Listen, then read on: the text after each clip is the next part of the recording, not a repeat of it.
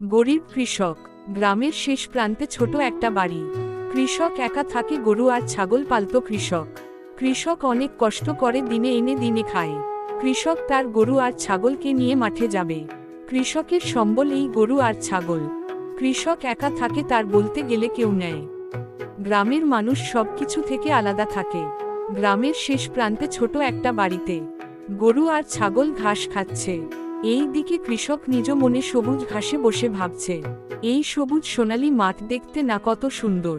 এই সব ভাবতে ভাবতে এই দিকে দিন ফের হয়ে রাত হচ্ছে। যেহেতু সন্ধ্যা হয়ে আসছে, তাই গরু আর ছাগলকে এই সবুজ সোনালী মাঠ থেকে বাড়িতে নিয়ে যাচ্ছে। একটা কথা, গ্রামের এই সবুজ সোনালী দৃশ্য মনোরম লাগে, মনে একটা শান্তি লাগে। কৃষক গরিব হলেও তার মনে শান্তি। শেষ বিকালে সূর্য দেখতে অনেক সুন্দর। তো গরিব কৃষক নিজ মন আনন্দে রাস্তা দিয়ে গরু আর ছাগল নিয়ে হেঁটে যাচ্ছে।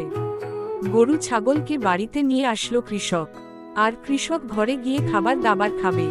কৃষক ঘরে গিয়ে বসল। তারপর তার গলা শুকিয়ে আসলো। উঠে গিয়ে সে পানি পান করল। ঘরে খাওয়া মতো তেমন কিছু নাই, শুধু সাদা ভাত আছে। পরে কৃষক সাদা ভাতগুলো লবণ দিয়ে খেয়ে নিল। কৃষক বিছানা ঠিকঠাক করে ঘুমাতে গেল।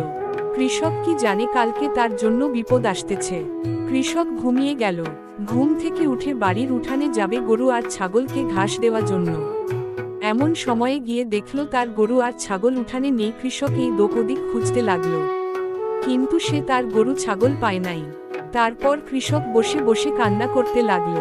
তারপর কৃষক তার গরু ছাগল অনেক জায়গাতে খুঁজতে লাগলো, কিন্তু খুঁজে পায় নাই। কৃষকের অনেক মন খারাপ হয়ে গেছে, তার এই গরু ছাগল না পেলে কিভাবে জীবন চলবে। গরিব কৃষক এত খোঁজাখুঁজি করেও পায় নাই গরু আর ছাগলকে। অনেক রাস্তা হাঁটাহাঁটি করেও পেল না। কৃষক অনেক হতাশ হয়ে পড়ে হঠাৎ তার গরু হাম্বা হাম্বা করে ডাকতেছে। আওয়াজ শুনে কৃষক দেখে গ্রামের একটা লোকের বাড়ি, তার গরু ছাগল। কৃষক গেল লোকটার বাড়ি, পরে বুঝতে পারল লোকটা নিয়ে আসছে তার গরু ছাগল। গ্রামের লোকটা কৃষকের কাছে টাকা পায়। কৃষক এই টাকা দিতে পারে না, অনেক দিন হয়ে গেছে। তাই গ্রামের লোকটা কৃষকের গরু ছাগল নিয়ে আসছে তার বাড়িতে, কৃষককে শাস্তি দেওয়ার জন্য। আর গ্রামের লোকটা বলছে টাকা না দিলে আমি গরু ছাগল দিব না। তাই কৃষক টেনশনে পড়ে গেল কিভাবে তার গরু ছাগল নিয়ে যাবে। পরে কৃষক চলে গেল টাকা ম্যানেজ করার জন্য। কৃষক অনেক কষ্ট করে টাকা ম্যানেজ করে নিয়ে আসছে, আর টাকা লোকটাকে দিয়ে কৃষক তার গরু ছাগল দিয়ে বাড়িতে চলে গেল।